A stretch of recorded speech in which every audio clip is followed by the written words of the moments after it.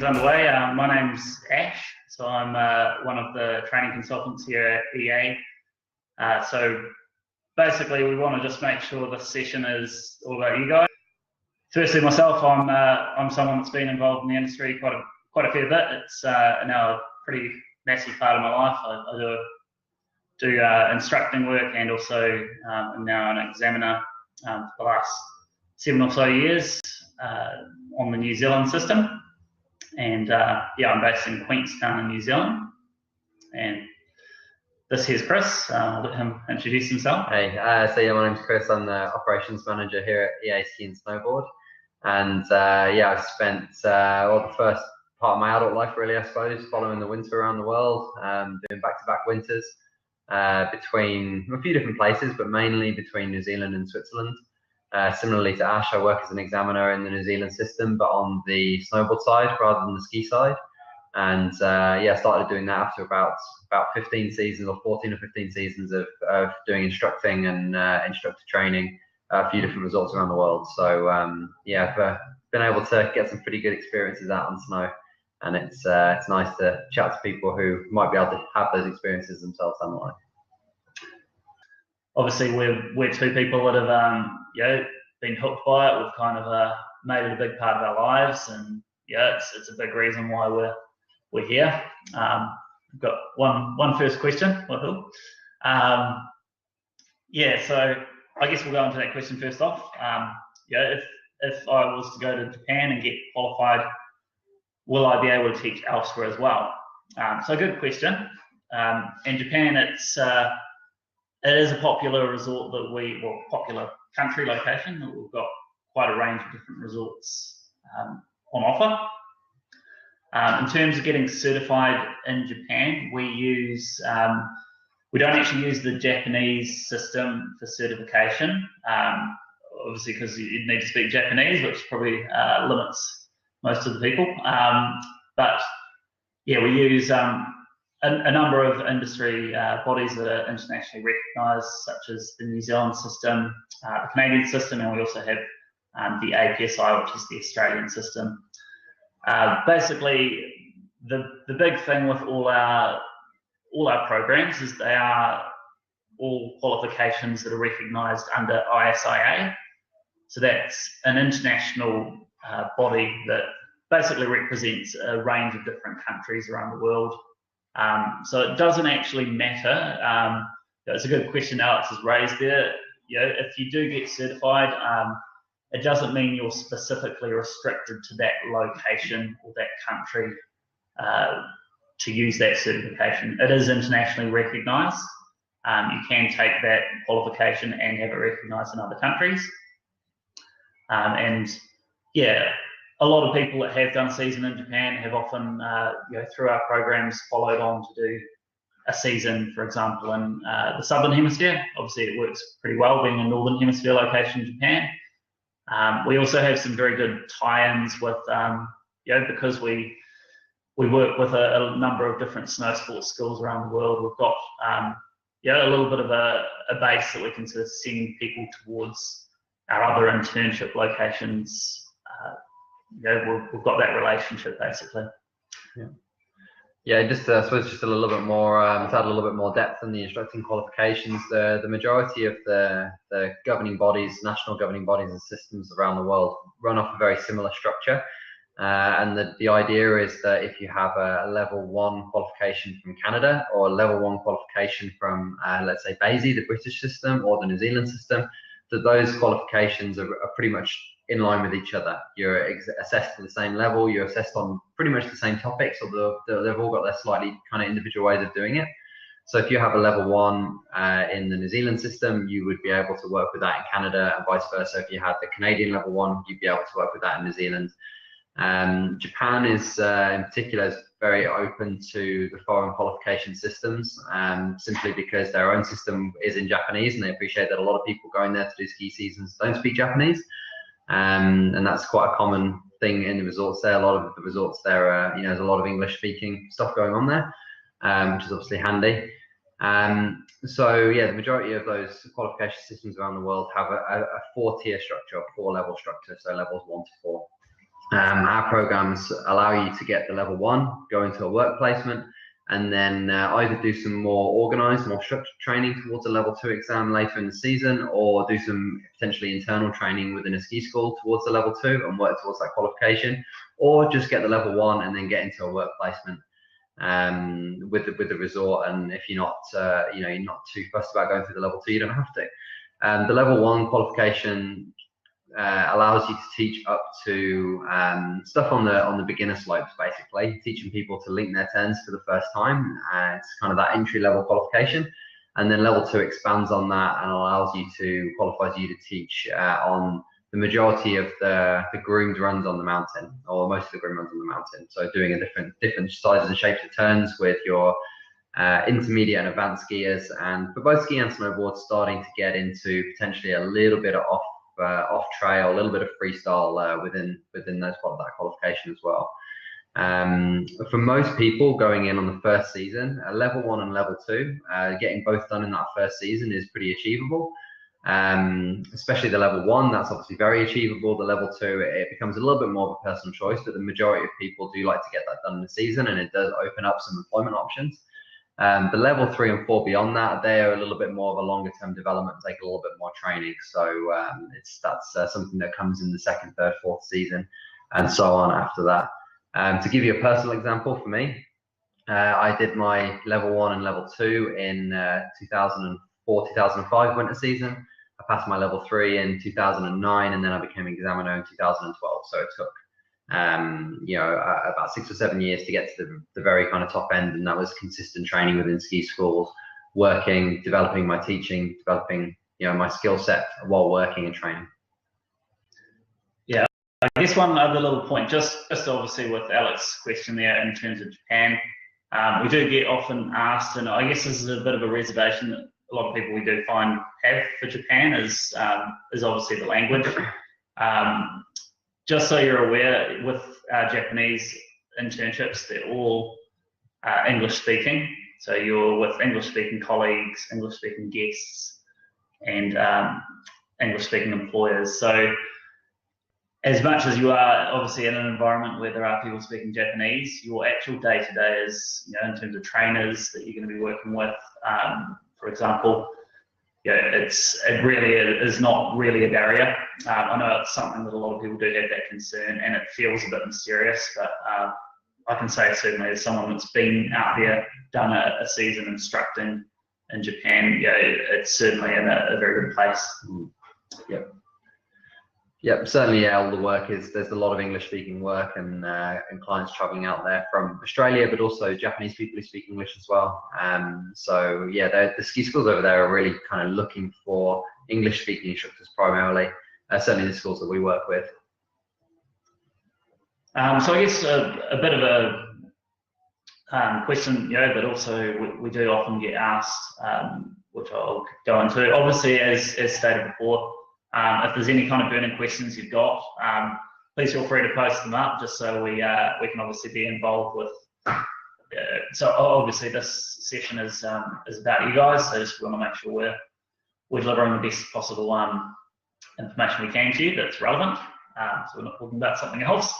I guess one thing that we do get often asked is, should I go and get my level 1 qualification before I attend an internship program? And certainly that, it makes a lot of sense to go and get certified. We're all about training and development of people into obviously instructors, and with our programs, all our level 1, so Ultimate is a level 1 internship, and Ultimate Plus is a level 1 and 2 internship, basically.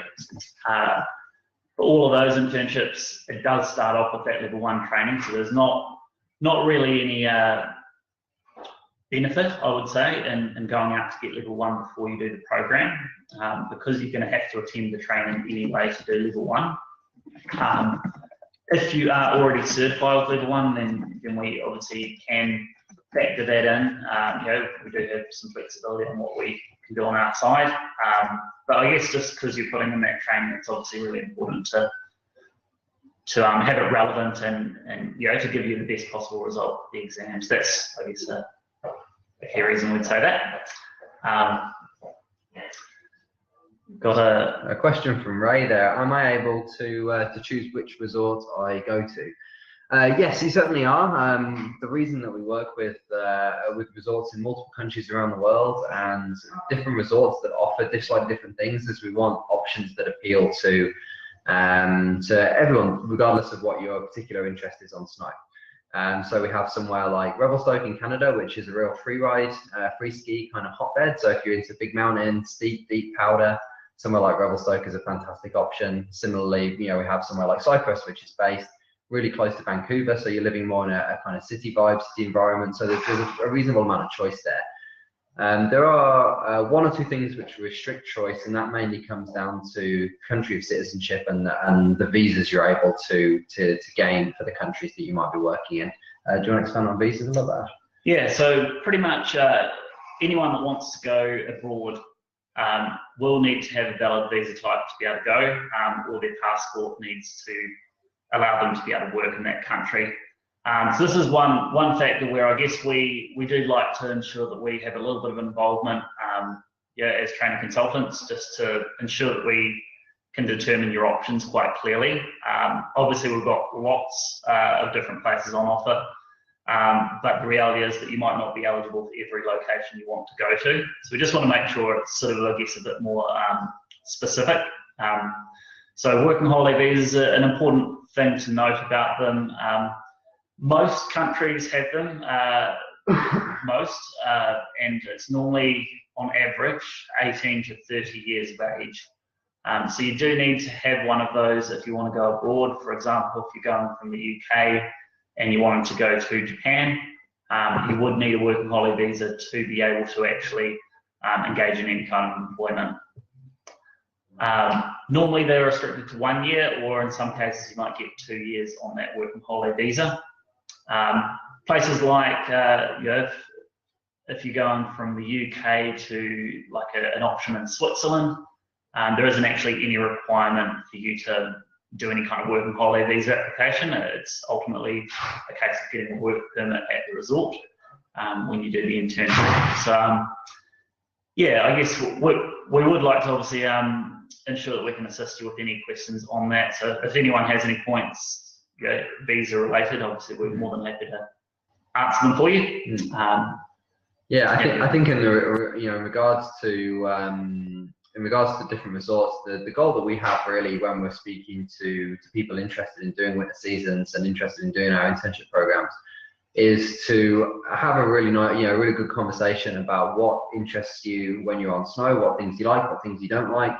And the way you are really, who you are, what you're all about, and trying to get a good match for you in terms of a resort where you're going to be with like-minded people who are going to be up for the same experiences that you are, to give you the best possible experience while you're in resort. That's really our goal, because that's going to give you a successful internship.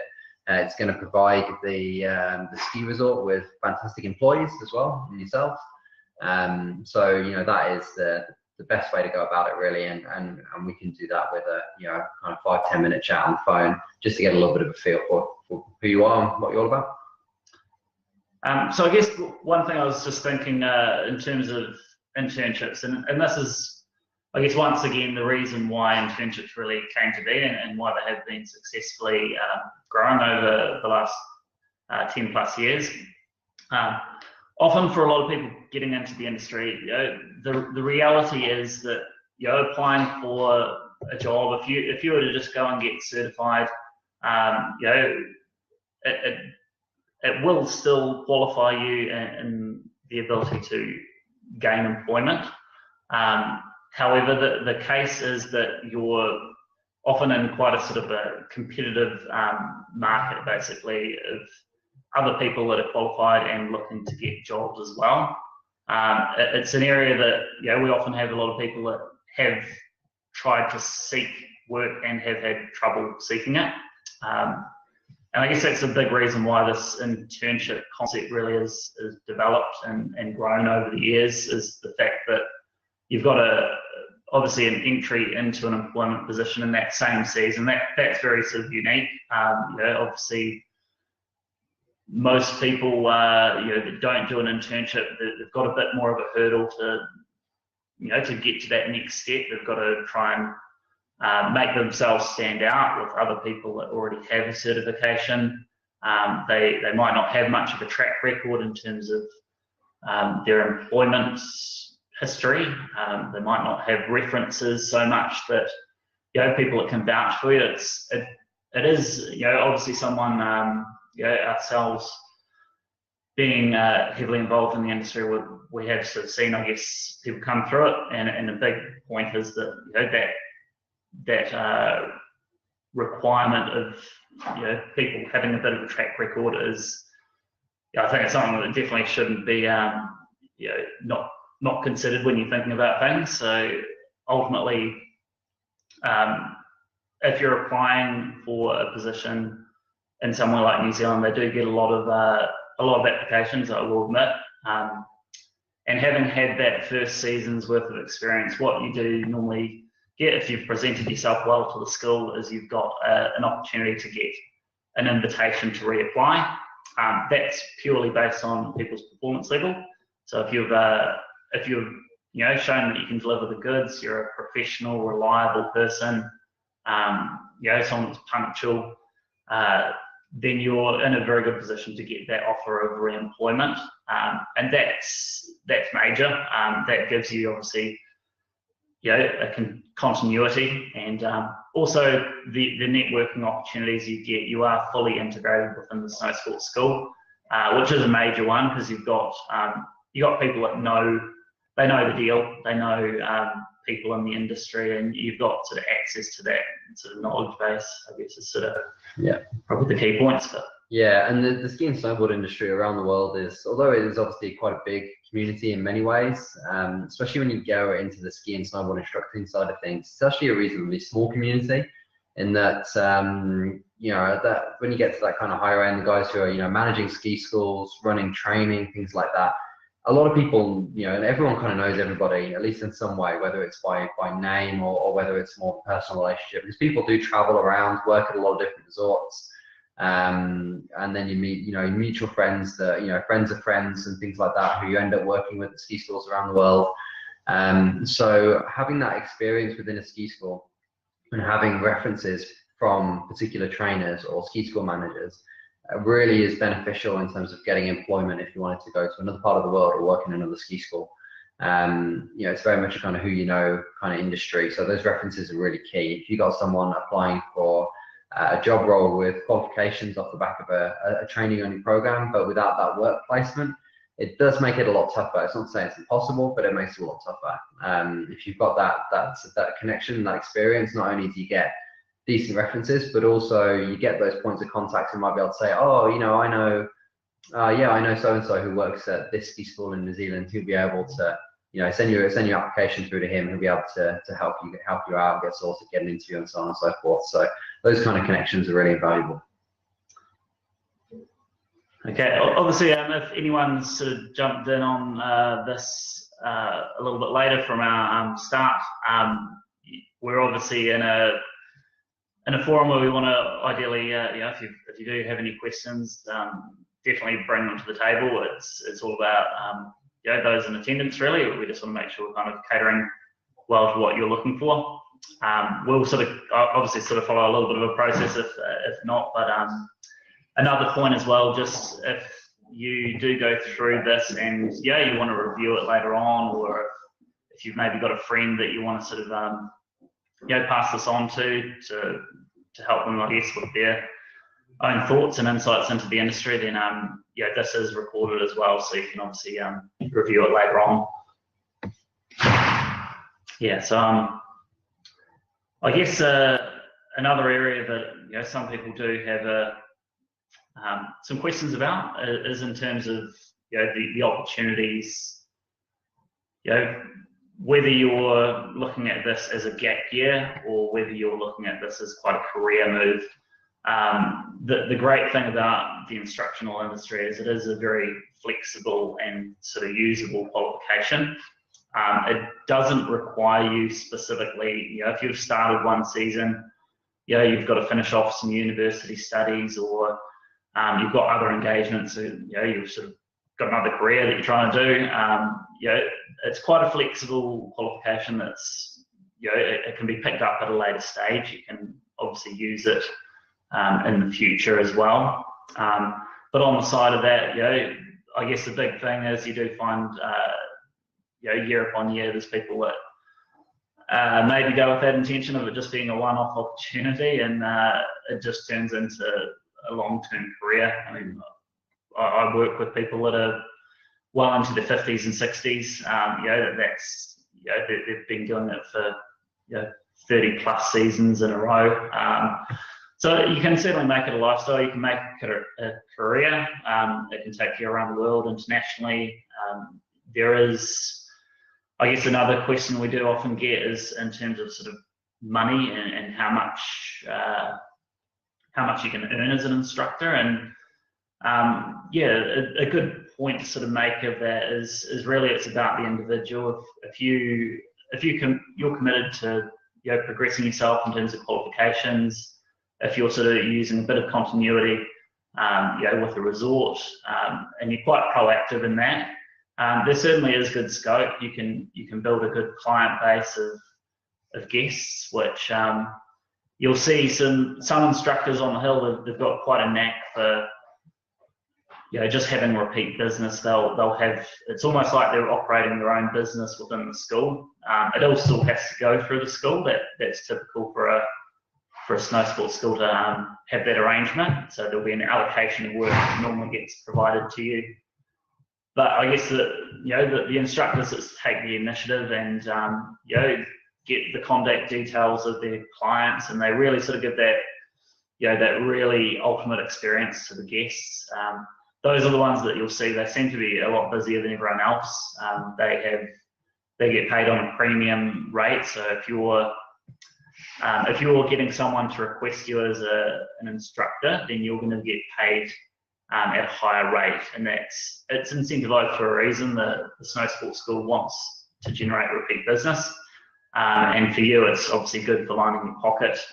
And you know, those guests might be people that you might have for years upon years, if you can sort of establish that good relationship.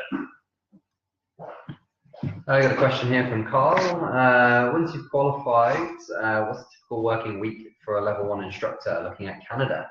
I mean, I suppose it can differ a little bit from resort to resort, and it differs a little bit depending on the time of the season. The ski and snowboard instructing world is obviously you know, it's a seasonal role, and the business levels of the ski resorts differs depending on the time of year. So, for example, our programs are designed to get you training and qualified before the first real busy period of the season, which is over Christmas and New Year, for obvious reasons, holiday time there. So the programs start, internship programs start kind of mid to late November, and you go through a training period there. You get your level 1 exam done with the goal of getting into work over that Christmas and New Year period. Over that period, and the first little part of January there, it can be really busy. Depends a little bit on the resort that you go to and the kind of clientele that resort attracts. And obviously, depending on how you wanted to set yourself up with the work-life balance, we would talk about that and get you kind of fixed up with a good fit of a resort for you.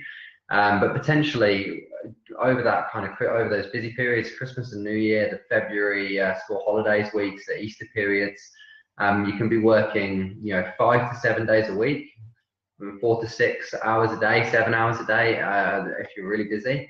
And a little bit of that will come down to if you're able to generate repeat business as well. But during those peak weeks, you can be working a lot, especially if you go in with the right attitude, if you're motivated, and you make a good impression with the school and with bosses, then, you know, you're going to do pretty well over those weeks.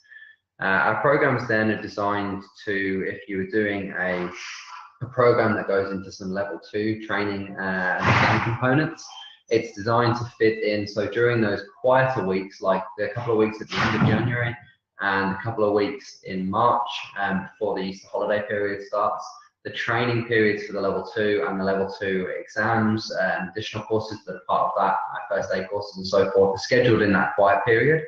So you're able to maximize your kind of work periods when it's busy, and then go back to training and free skiing a little bit more when it's a bit quieter. And that's pretty common around the world, that you have those kind of busier periods and quiet periods, obviously. The actual week itself, you'd be looking at, the days they can be reasonably hard work, just like any job, but really fun, really satisfying, really enjoyable.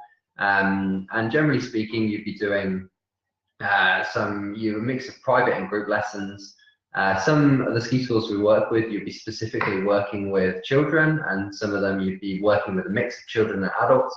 It depends a little bit on the school and where you're looking to head to, for example. But you'd be looking generally at doing half day or full day lessons. So starting at around 9 a.m. Generally a little bit of time off for lunch in the middle of the day. For example, if you're doing 2 half-day lessons, you might be working from 9 to 12, a little break, and then from 1 through till about 4 o'clock with a couple of different groups. Again, each resort has a slightly different way of structuring their lessons, so there's no kind of one-size-fits-all answer there. Yeah, hopefully that gives you a bit of an overview there. If you want anything to add on that one? I think hopefully that's answered your question. Obviously, as mentioned earlier, if there's anything that you just need to sort of clarify, please feel free to use the chat section on the, if you're on a desktop, I think it should be on the right. Not sure on the mobile, but yeah, also you've got that question area that obviously everyone else can contribute to.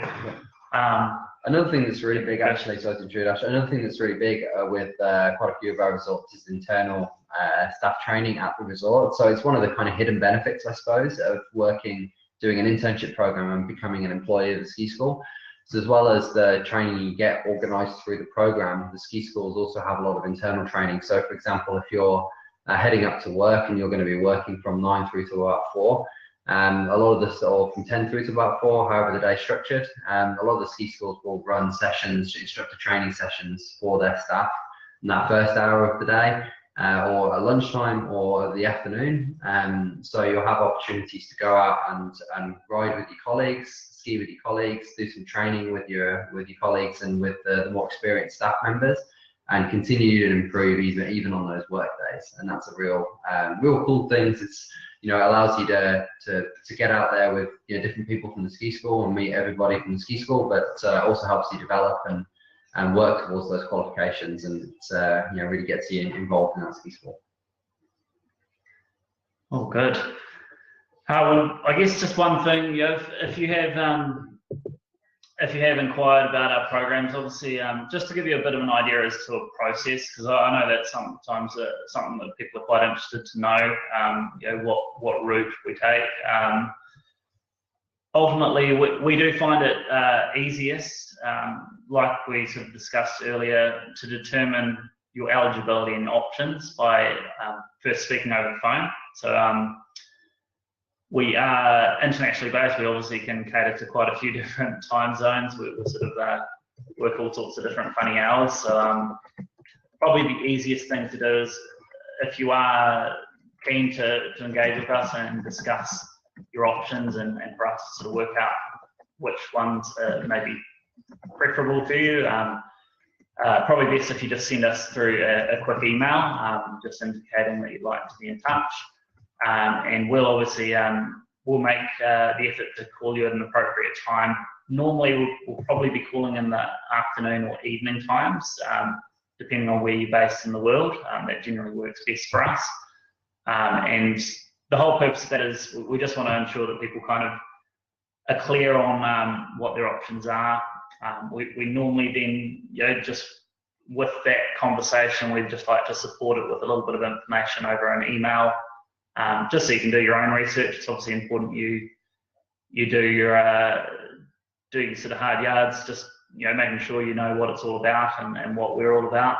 And then ultimately, if you're sort of looking at that next step, if it all stacks up and it's just sounding like the dream opportunity for you that you want to proceed with, then we arrange and schedule a time to do a short informal telephone interview. So we just go through a few quick questions that helps us to determine your suitability to the role. We are putting forward each person to the snow sports school, so there's a bit of responsibility on us to get that right. We want to ensure that we're sort of sending people that are going to suit the resort, but also that there's going to be sort of no issues for the resort as well. Part of that importance of you attending the program is that when you come out to the resort, it's really, really important that you're projecting the right kind of image to the school. That's from everything from being punctual. Punctuality, I think, and your presentation is probably going to be the very first thing that an employer is going to make a call on. Before they've even spoken to you, they're going to obviously make a bit of a decision on what kind of person you are. So obviously that would be one big thing we'd say if you're in attendance. But yeah, from there it's really just about reliability, I would say, and that overall professionalism that you present to other staff members, to the public, to management. It's just I guess a courtesy sort of that you want to ensure that you're extending. And look, do you have anything else there you want to add to? But hopefully that sort of gives a bit of an overview of what we do in terms of the process. We're more than happy to discuss things in good length and good detail if you're just really trying to make a call on things. As well, we are quite used to speaking with parents. Obviously, they often will be quite involved in the decision-making process. So we just want to make sure that we can assist wherever we can. So just obviously reach out to us if there's any points that you want to go through. Yeah, I'll just take it back a little bit. Actually, we talked a little bit before about the kind of directions that the qualification and the courses can lead you in. I suppose I can give you a little bit about my kind of personal story, if you like, and how I got into the industry and where it took me. I had a pretty varied route through, and it gives you a good example of what you can do with your qualifications. So I finished school at 18 in the UK and wasn't too sure what I was going to do. I wanted to go to university, but I wasn't exactly sure what course I wanted to do, what university I wanted to go to. So I thought I'd take a break for a year, as a lot of people do, and do something different. I'd been skiing and snowboarding a little bit growing up. I was kind of intermediate level, nothing too flash, too fancy, but I really enjoyed it, especially snowboarding. I really enjoyed it, but I wasn't going every week all the time.